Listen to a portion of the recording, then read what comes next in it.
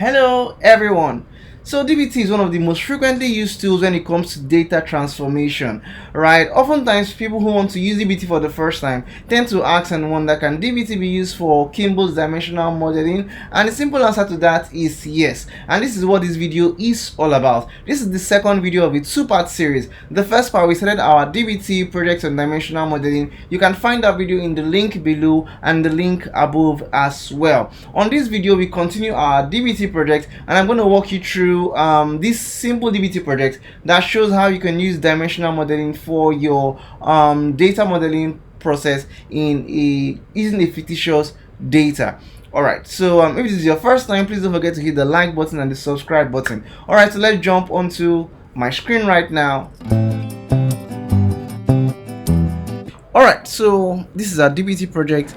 Very simple DBT project. So first off, we stopped at our staging model. I showed us how to structure a DBT project based on DBT's standard of doing project.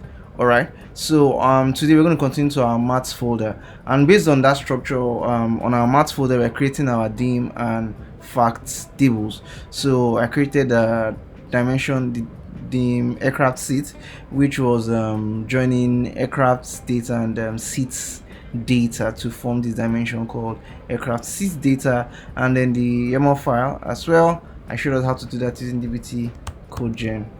All right, so what else do we have here? Yeah, so basically the same thing for the dimension tables.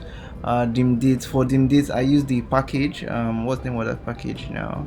Yeah, Carlosiga DBT dates package to generate the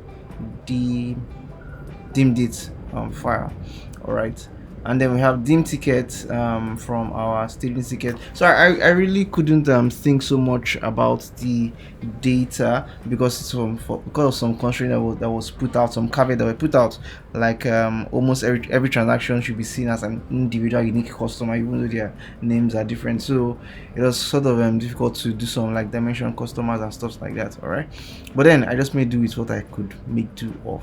And then we have facts booking, and then we also have fact flight. Fact flights is adding flight tickets, flight data, and boarding passes to create our flight data.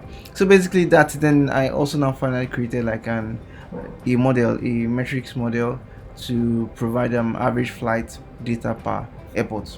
So basically this is really what it looks like, right? So if you're working with a major data,